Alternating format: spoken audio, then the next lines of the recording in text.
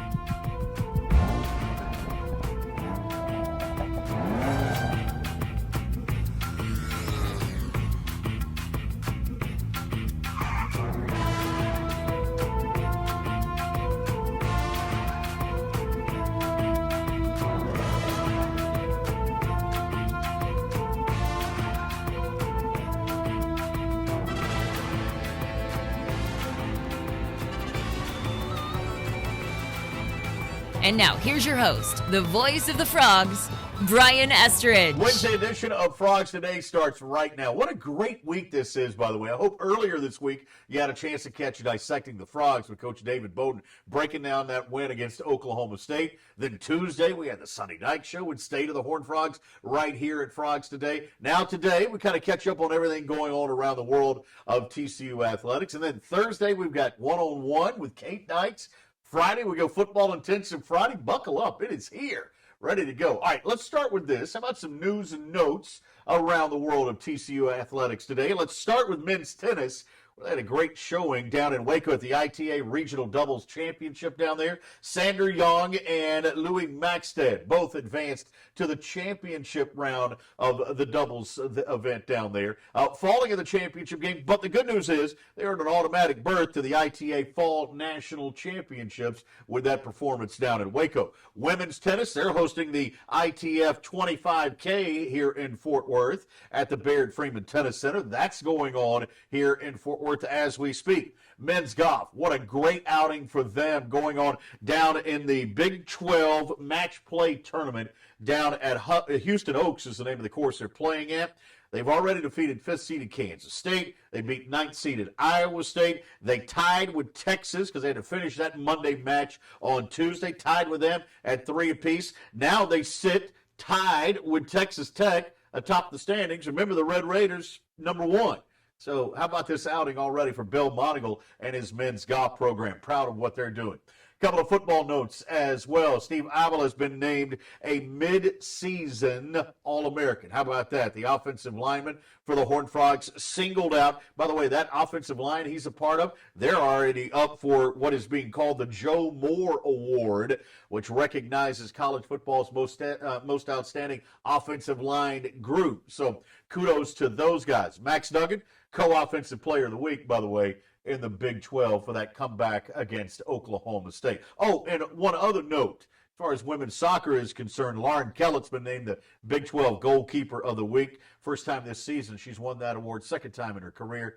Pitched that shutout against Oklahoma State. 3-0 was the final, and that victory earlier for the Horned Frogs. They kind of get you up to date on everything going on around campus. We head to Kansas City right now, where we have dispatched our own Jamie Plunkett to talk about men's and women's basketball. It's the Big 12 Media Days going on. Here's Jamie. Jamie?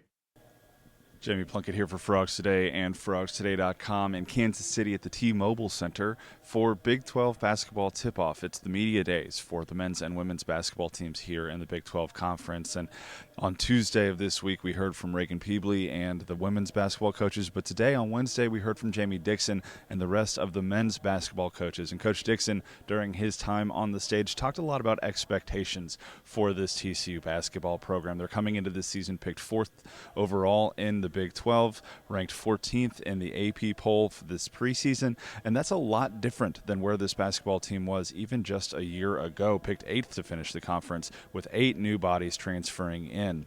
Now, of course, we know that the Frogs are returning every single starter plus their leading scorer off the bench in Chuck O'Bannon, and they've added a new transfer in Rondell Walker and a freshman guard in P.J. Haggerty alongside them as well.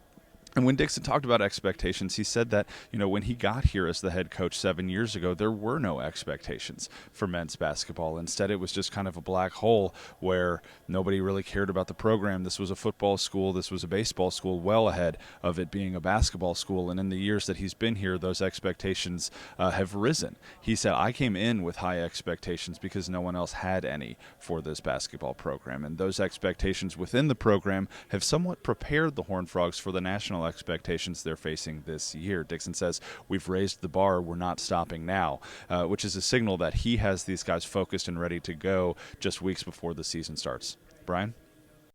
Thank you, Jamie Plunkett, live there in Kansas City. We're going to check in with Jamie a little bit later on, and he'll have head coach Jamie Dixon alongside, get his take on how things are going. By the way, the Horned Frog basketball team, as you heard, they're number 14 in the country in the preseason poll. Pretty good start already. Frog's one of like 8 or 9 teams in the world of Division I athletics right now, with a team in the top 25 in both the football and men's basketball polls. Coming up next, our headliner, folks, Sean McDonough, the terrific play-by-play voice for ABC television. He was here last week. We want to get his take on what he thought of the Horned Frogs in that win against Oklahoma State. Sean McDonough from ABC joins us next when Frogs Today continues in a moment. Dave's Hot Chicken is a cult favorite and now has 2 locations in Fort Worth, Bryant Irvin Road on I-20 and Berry Street at TCU, both owned and operated by Horned Frogs. Mention the Frogs Today show and get 10% off anytime, and order online at daveshotchicken.com. The Flying T Club provides the everyday TCU fan and alum the ability to specifically support TCU student athletes. Flying T Club offers 3 levels of memberships. The Flying T Club is a nonprofit organization supporting the brand development of TCU student athletes through a series of unique event-based networking opportunities, which are exclusive to our members. These events provide a great social engagement tool for our members and student athletes alike. Follow them on Instagram at Flying T Club or online at flyingtclub.com. Texas-based Happy Water offers the best-tasting, sugar-free kids drink ever made. Happy Water comes in 4 delicious flavors that you can find at local retailers and on Amazon. Each pouch contains 0 grams of sugar, 0 calories, and 0% juice. Head to happydrinks.com for more information and to purchase Happy Water. That's HAPI drinks.com. Live happy. Be happy. Drink happy. For exclusive interviews and content on TCU recruits, subscribe now at frogstoday.com. Any sport, anytime. It's your source for all things TCU. Only on frogstoday.com. Frogs Today continues here on the Wednesday from the Flying T Club studios. We welcome in the terrific play-by-play voice on television, ESPN, ABC. You see him all over the place with a legendary career already. Sean McDonough joins us. Good to see you, Sean. Thanks for hopping on with us, man. Oh, my pleasure, Brian. Good to be with you. I got to start with this. You got to spend last weekend in Fort Worth. One hell of a football game between the Frogs and Oklahoma State. Give me your take on our great city. We're pretty fond of it. Oh, yeah, I am too. It's great. Got to stay downtown, experience a couple great restaurants, and, obviously the hospitality of the people is amazing, as you know, because you're there every week. The sports information staff, there's none better. The coaches were great that we talked to, the players. It's a beautiful campus. I got a chance to spend a little time with my buddy Jamie Dixon and get excited about the basketball season that you have coming up down there. What a great job he's done and will continue to do. So we just had a great experience, and the best part of it was the game. Unfortunately, I think there might have been some TV viewers who were watching some other game that was going on in Tennessee while we were on. Yeah. But I do think the people that watched the game that you and I both had the pleasure to call were really glad they watched it. Yeah, our friend Jamie Dixon is going to join us a little bit later on. 14th in the country is in Kansas City today for Big 12 Media Days. You talked about the game and how good it was. Was the game better than Heim Barbecue? Gosh, there's nothing better than Heim barbecue based on my experience there that night. What nice people too. That's what made the whole trip to TCU so fun, was the people more than anything else. Matter of fact, Donna Dunleavy, who's on our ops group, deals with the schools every week, getting the cameras set up and all the things that need to go into a huge production like that. She said, the people here are just the best that we deal with. A lot of places you go, it's no, we can't do that, or no, you can't put a camera over there. We can't do that now. The people at TCU, they just got everything. They got everything done right. But Heim barbecue was great. It was a great way to start the weekend because we went there Thursday night when we first got to town. Todd did his taste of the town, and then, the game. I don't think it was really a classic game until the end, right? Yeah. For a lot of it, it didn't seem like there was that much going on, particularly when TCU was struggling on offense, fell behind by 17 points. But obviously to rally in the fourth quarter the way they did, and then the drama of overtime. Oklahoma State, I thought that was a huge play on the 4th and 9 that they had to have to extend the game, and they got it. So, there was a lot going on there late in the game that really made it special. You get the opportunity to see the great teams in college football every week. You got Syracuse and Clemson, another pair of undefeateds going at it this weekend. Give us some comparison when you watch TCU, how they stack up. Currently number 8th in the country. Validate that for us.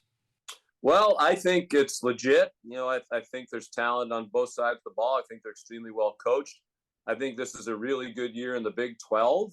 There's really no weaknesses among the teams in the conference. So, I think the resume that TCU has put together, against that competition really validates how good a football team they have. And obviously there'll be many more opportunities going forward, including this week with a really tough game that they have upcoming. But, I do think it's one of the top football teams in the country. And I think, they have a chance for a really special year if they can keep it going. I think it'll be difficult, just not because they're not good enough, just because there are so many tough outs in the Big 12. They're going to pretty much face a tough team every week. But, if they could keep doing what they're doing, we might be talking about them when we start critiquing the college football playoff selection committee and what they are doing or not doing. Let's this conversation is just between the two of us. No one else is listening. What did your partner Todd Blackledge? What did he think of Max Duggan at quarterback? Well, I think we both kind of had the same feeling, which was, more than anything else, he's a competitor, right? There's a guy, and we'll have, we were just talking to the Syracuse people you mentioned in preparation for our game this week against Clemson. Garrett Schrader, their quarterback's kind of that guy, just great competitive fire, the tremendous will to win, and it's kind of infectious. And one of those guys who'll do anything to win. Max, obviously, is better than anybody. We'll take the ball down and run and take some hits, and he'll stand in the pocket and when he's trying to throw the ball because he's obsessed with winning. We were really impressed with him in our meetings. I didn't think he had his best day, to the point where I think at one point we kind of speculated. I might have asked Todd about, would you even consider putting Chandler Morris in the game, given that at the beginning of the year they thought he was the better quarterback to be their starting quarterback. But you don't take guys like that out, I guess, because they're going to find a way to win. And he played a big part in helping them find a way to win that game. Sean, you've been fortunate enough to call Major League Baseball. You've been a part of, obviously, some great college basketball games over the years. Now, as one of the lead voices in college football, is there a favorite for you? I'm curious, as a fellow announcer, is there a sport that stands out, or a setting or an event for you that is extra special? Well, it's a great question. I think the thing I enjoy, Brian, the most about my situation at ESPN and through the years is the variety. I got into this not necessarily wanting to be a baseball announcer, a hockey announcer, football announcer. I grew up a passionate sports fan. My dad was a sports writer here for the Boston Globe, so we went around all the games, the Patriots games, the Bruins, the Celtics, and I was a huge fan, lived and died with all the Boston teams. So, when I went to Syracuse, knowing this is what I wanted to do, I was hoping I'd have a chance to call all these things. I love when baseball season starts, you're fired up about that, and then football comes. Yeah. And so to answer your question, there is nothing more exciting than a college football game. As it's the hardest to prepare for because there's so many guys. I'm sitting here looking at my charts from last week's game, and there's a lot of time that goes into it. Now we're doing the charts for this week's game. It's like studying for a test every week. But because they only play 12 or 13 or whatever it is. Each one is so meaningful, especially when you're in a situation like TCU is in. And most of the games that we do involve, the best teams in the country. So we're lucky from that standpoint. Just the atmosphere. I mean, that stadium that you have there in Fort Worth, it is so cool. I mean, I was there before they fixed it up, and it wasn't cool. Matter of fact, it was really cool. The one time I was there, we did the bowl game. I remember working with Craig James. He said, let's do, I think it was the Armed Forces Bowl. Yes. Let's do that game. It was Marshall played somebody. And, and Craig said, let's play. Let's do that game because it'll be a home game for me, and I'll get us on Colonial. And then if you remember, it was like 18 degrees at kicker. No one was playing at Colonial, and I thought I had frostbite in my toes. And the booth before they fixed the stadium was the highest place I've ever for a small stadium. Yep, you felt like you were on the moon. So to be there this past in that beautiful stadium, my goodness, what a job they did renovating that. The TV booth is awesome. It's just, that's what it's all about when you have, two undefeated teams with a chance to have a special season, that kind of atmosphere. Now the traffic getting out of that game, that's a little different. Wow. That was about the worst that we've ever experienced, but everything up until then was great. We expect you to stay for about 3 hours afterwards at tailgate. That's why. Sean, I wish we had done that. As a matter of fact, I honestly thought about, going back because we weren't very far from the TV compound. I wanted to kind of text the other people in our group and say, hey, why don't we meet back at the trucks and see if we can steal a beer from somebody and, just sit here and wait it out like everybody else. By the way, that Armed Forces Bowl, I think that was Cincinnati, Marshall and Cincinnati. I believe you're right. Yeah. I believe you're right. I remember that game. That was a cold day. Doing the on camera. If a couple of our camera guys had those hot pockets things, the hand warmers you stick in your pockets if you're out in the cold or skiing or something. And they gave me a couple and I put them in my shoes. I had dress shoes on. And I honestly think I would have had my toes amputated after the game if they did not have those. I remember on camera at the beginning saying whatever my spiel was and then turning to Craig and he started talking and his mouth couldn't even move. We both almost started laughing because it was so cold and the booth was so high. So, it was a much different experience being there the other day when it was 90-something degrees and we were in this beautiful, I consider it a new stadium. It's really a totally different stadium. It is that. Sean, I've always respected your work. I love your preparation. You are, I could pay you this kind of, in my mind, you're a pro's pro. And I really appreciate you taking some time for us today. I know how busy you are, man. We were fortunate to have you in Fort Worth last week and hope we get to see you again. Well, that's very kind comment, especially coming from somebody of your talent and reputation. So, thanks for saying that. That's the most important part, right? I mean, the 3 hours to do the game are fun, but it's the work is in the preparation. And I think we owe it to the viewers or the listeners to be as well prepared as we can and to hopefully tell them something they don't know. So that's a big part of it. And it's a part of it I still enjoy. You get to talk to people like Sonny Dykes, who I didn't know at all. Yeah. And was just so impressed by. So, I wish you and your team continued success. And if it continues, we'll probably be seeing you again soon. I'll be all for that. Sean McDonough joining us from ESPN. His good friend Jamie Dixon is going to join us next from Kansas City when Frogs Today continues in a moment. Say hello to the water of tomorrow. Richard's Rainwater. Richard's Rainwater is 100% rain. Refreshing, renewable, and the only ingredient we use in our water. Why rain? Because everyone deserves access to clean water, and rain is a 100% renewable resource available everywhere. Drink the rain. Save the planet. Shop now at richardsrainwater.com. Dave's Hot Chicken is a cult favorite and now has 2 locations in Fort Worth, Bryant Irvin Road on I-20 and Berry Street at TCU. Both owned and operated by Horned Frogs. Mention the Frogs Today show and get 10% off anytime and order online at daveshotchicken.com. For exclusive interviews and content on TCU recruits, subscribe now at frogstoday.com. Any sport, anytime. It's your source for all things TCU. Only on frogstoday.com. Welcome back into the Flying T Club studios here with Frogs Today on the Wednesday. Let's head back to Kansas City, where our own Jamie Plunkett is standing by. It's Big 12 Media Days here over the last 2 days. TCU's women's team was there as well as the men. Jamie Dixon's alongside with Jamie Plunkett right now. Jamie's? Take it away. All right, Coach, Big 12 Media Days here in Kansas City. You've already had a chance to do a little bit of a Q&A. You talked a lot about your expectations for the program, not just this year, but when you got on campus. But moving beyond expectations to performance, what is most exciting to you about this year's iteration of your program? Well, certainly returning guys, but that can be good and that can be bad. I think our guys have embraced the continuity, the experience, and have taken it on to use it to their betterment, to be a better team because of it, their experience, their challenges, the adversity we went through last year, and the celebrations to be better as a team. But the expectations outside maybe increase in some people's minds. But as I said, I used to say it at Pitt. I mean, people always thought I said I had unrealistic expectations at Pitt, and I came to TCU with those same things in mind. I mean, I couldn't go by what happened the last 3-4 decades.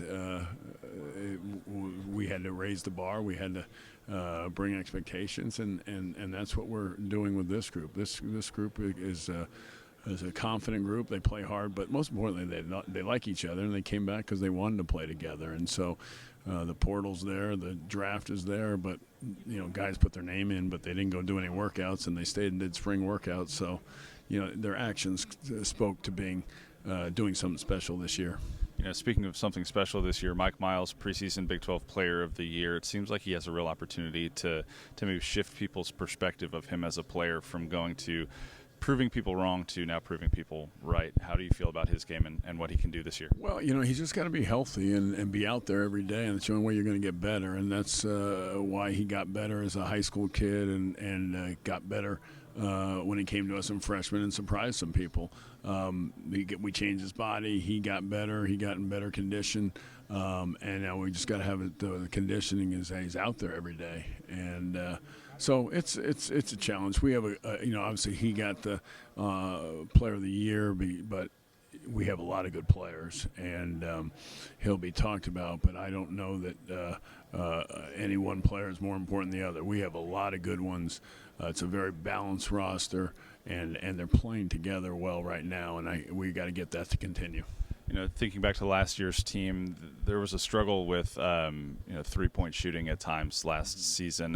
Have you addressed that with the team? Have you guys been doing things specifically to maybe improve in that area? Well, it's our league. I mean, first of all, you're playing in the best league in the country, the best defenses in the country, so that's part of it. But we've all improved. We were addressing it last year as well. We knew going into the year.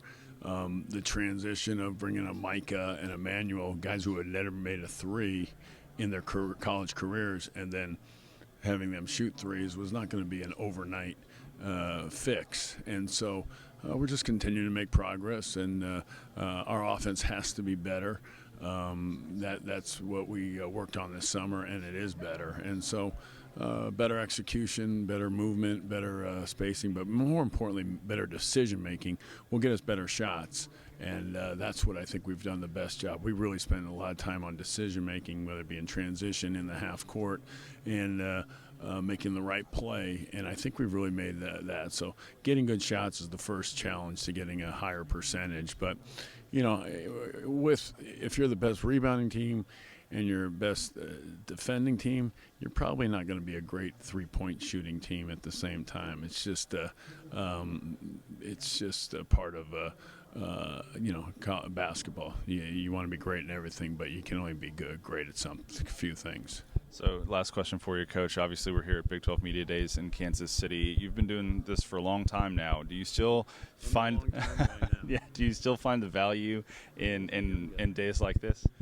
Hey, I think the players like it. That's it. And then it's I think the value is you won't get fined by your conference. I think that's another value of it. But we're going to practice today, so our people get us a private plane and we fly back, and so we have practice. So we got to get up an hour early or something. But that's not a problem. We're here at 6:30 or so. So the guys like it, players like it. So that's what's important to me. But we'll get practice in today and be ready for Friday night and the Schollmeyer Live. Ludacris is coming to town. Very exciting. That's TCU men's basketball head coach Jamie Dixon here in Kansas City. Brian, back to you in studio. Jamie Dixon alongside Jamie Plunkett there in Kansas City. Fellas, enjoying the time. It's colder up there, by the way, than it is here in Fort Worth, in case you were wondering. I got the word earlier that they were cold. Yeah. We got a lot more still to get to, but first, some other notes from Big 12 Media Days. Reagan Peebley was there along with 4 members of her women's basketball team. She's got some new faces, obviously, on this roster. She spent some time in the offseason trying to develop, okay, what's the plan here to revamp things? And she gave our own Jamie Plunkett some insight into how this roster came about. Well, listen, there was a lot of self-reflection and what we knew what was missing. But then I picked up the phone and, talked to, well, I didn't have to pick up the phone, just spent a lot of time with Coach Dixon, talked to him and his staff. I picked up the phone, talked to Rodney Terry, who's a good friend of mine in Texas, and we were both head coaches at Fresno State together. I talked to, different coaches across the country on the men's side and the women's side, just getting really curious about how they made some program shifts. And, listening about the portal, what they looked for in the portal, what not to get, what's smoke and mirrors in the portal, and what's where the real deals are. And we took some great counsel from them. Well, listen, I think we want to really foundationally build through high school. We're real excited about our rejuvenated high school recruiting right now, and who we'll be able to sign in November, the commitments we have in that space. But we also want to fill holes through the portal. And I think the portal should have always been around. I think it's the right thing to do for student athletes. I'm an advocate for that, as well as NIL. I think what's really important, though, is you have to look at, and spend time. Again, Trish is an example, Tara is an example of making a decision to come to TCU without an official visit. They were portal players that didn't get that opportunity. Our whole roster last year, with the exception of Lauren and Michelle, were non-official visit student athletes. And I think being able to recruit from the portal and do our homework, but let them do their homework too, really, I think, helps streamline good choices and better fits. Well, it's a plan that worked for Jamie Dixon. Let's hope it works for Reagan Peebley as well. Speaking of Big 12 basketball, Brett Yormark is the new commissioner, obviously, the Big 12. He was in Kansas City. Said it was his first trip there, by the way, to KC. He talked about the future of this league from a basketball perspective. Remember his NBA background. Quite interesting here from the commissioner, Brett Yormark. I want to nationalize the conference. I want future student athletes to vote yes for the conference for all the right reasons. I want us to show up in places we haven't been before. Yes, we hire translation. In fact, we announced that partnership yesterday, and they're a great agency out of Brooklyn, New York. They do an incredible job of connecting brands to culture, which I certainly think is something that we need to work on, and very excited about it. In addition to translation, we've done a lot of outsourcing to Endeavor. I announced that about a month ago, and they're helping us with our commercial strategy and our content strategy. So we're hard at work in trying to realize that modernization of the conference, and I think you'll see us seed that over the course of the tournament here in March. How do we use music? How do we visually look a little different? There are some things we're going to totally do differently here. We haven't changed prices in 10 years, so we've got to raise prices. We are going to move the media. That courtside seating is now going to be extended to our fans from across the country that are coming in for, the tournament. And we're going to use music, as I said. We're going to provide some premium hospitality offerings for the first time here. So you're going to see us seed a point of difference. And then next year, obviously, the women come here, which is truly exciting. And hopefully we'll be able to double down on some of those changes. Let me say it very clearly, we're not going backwards, and we're not staying flat. We're going up. The question is, how far up? Okay, so we will grow revenue when you think of our multimedia rights deal. But beyond that, we need to diversify our revenue.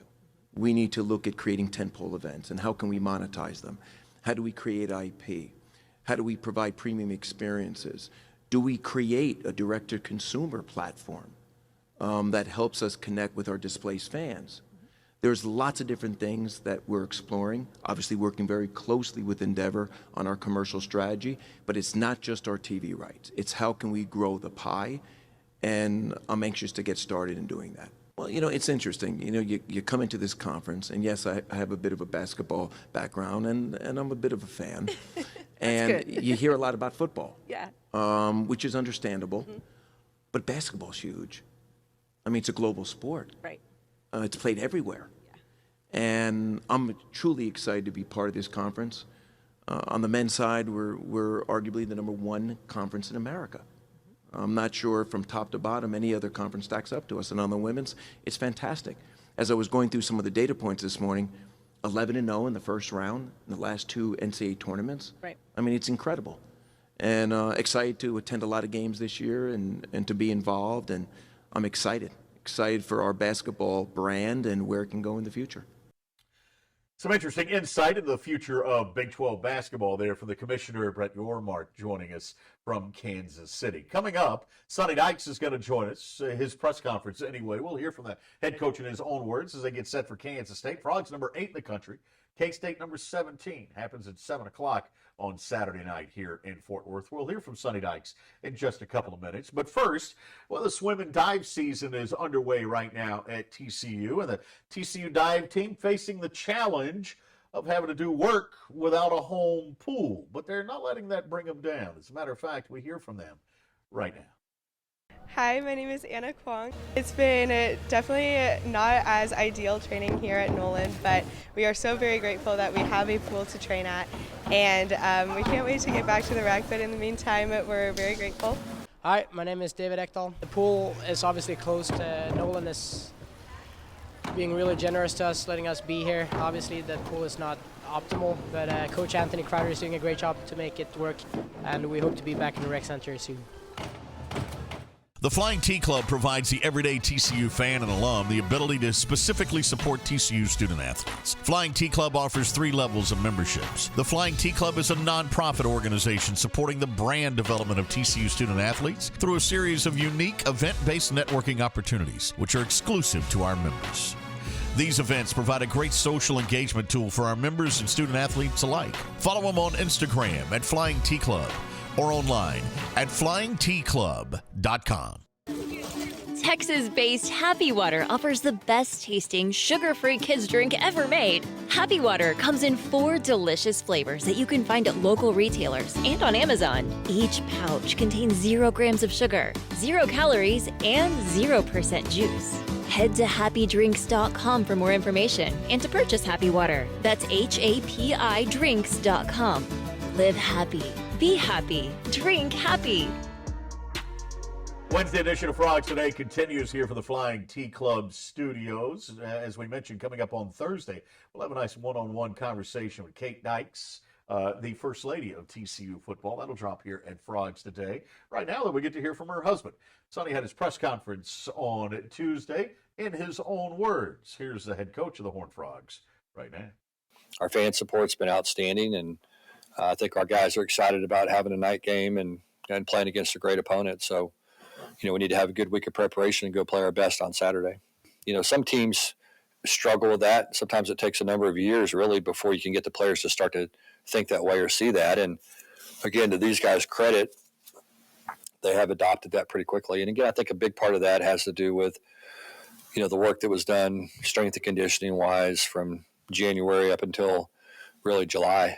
And the work that continues to be done. Our guys are working hard in the weight room, and typically you have strength numbers that decline as the year goes on, and our guys continue to get stronger. You look at Quentin and you say, well, he's a big, tall guy. He's a great down-the-field threat. But, he's exceptional on screens and catch-and-run opportunities and just the kind of mid-level, mid-range passing game. He's really good at that stuff as well. And, when we throw him a curl route, he does such a great job of getting vertical and takes people's angles away from him. And, he can turn a 12-yard curl route into a 40-yard gain. He just does that over and over and over again.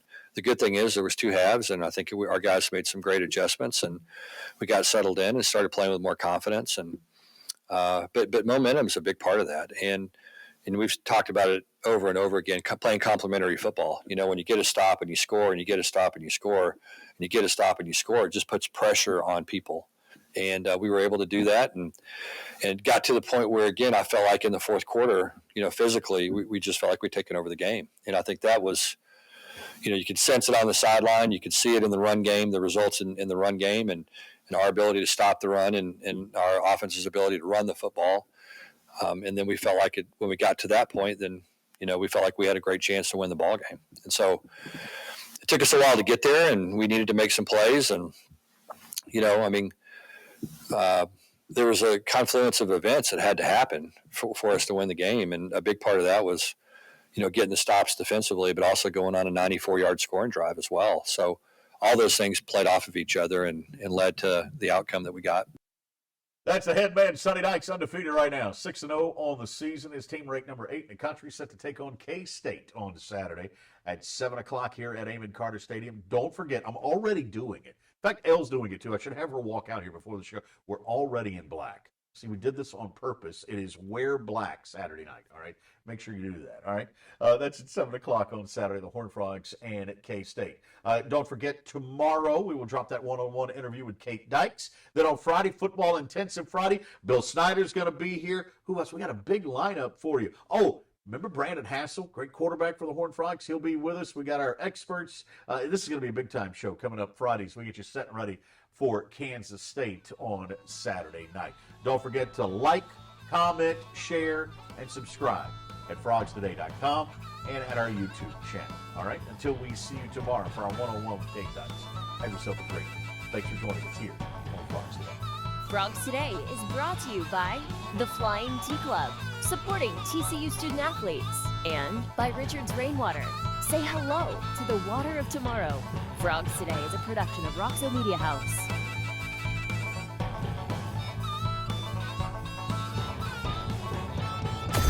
Roxo Media House.